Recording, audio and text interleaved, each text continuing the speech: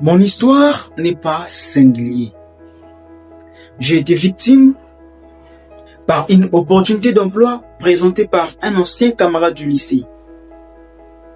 Et j'ai traversé ce scénario, j'ai traversé cette situation avec des gens qui sont devenus aujourd'hui de très bons amis, tels que Jonathan, c'est un frère à moi, il habite Kinshasa, tel que Meshach, un frère de Kinshasa, tel que Promesse, un frère de Pointe-Noire, tel que John, un frère de Brazzaville. Il y en a encore beaucoup de personnes que je pouvais citer. On a dit traverser la chose ensemble. Et donc, juste pour vous dire que chaque jour, au moins 10 jeunes sont tombés dans ce piège. Au moins 10 jeunes tombent dans ce piège. Alors donc, si on ne se lève pas pour sensibiliser cette jeunesse, si on ne se lève pas pour partager l'information, on risque de perdre une grande partie de cette jeunesse. Et donc, selon ce que j'ai vécu, selon ce que j'ai vu, j'ai décidé de partager l'information. J'ai décidé de sensibiliser cette jeunesse.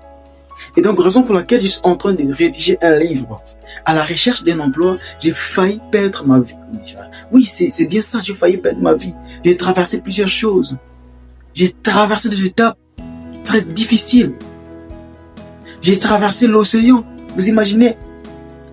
Traverser l'océan pendant 5 heures du temps. C'était pas facile.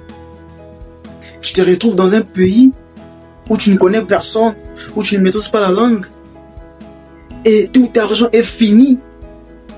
On te dit la vérité que là où tu pars, ce n'est pas ça. C'est un piège qu'on t'a tendu. Et tu as la chance parce que tu n'es pas arrivé là-bas dans les appartements. Sinon là, on parlerait d'autre chose. Et dès que tu découvres cette vérité, comment faire pour retourner au pays? Plusieurs personnes, leurs parents ont vendu des parcelles. Plusieurs personnes ont vendu des motos. Plusieurs personnes ont vendu leurs biens matériels. Plusieurs personnes ont interrompu avec les études universitaires pour se rendre au Nigeria.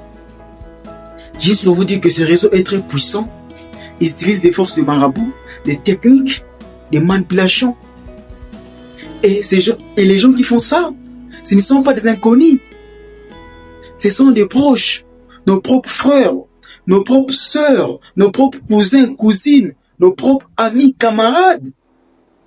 Et ils savent bien nos ambitions. Ils savent ce que nous désirons de la vie. Et ils jouent avec pour nous manipuler. Ils jouent avec pour nous séduire. Et donc nous devons être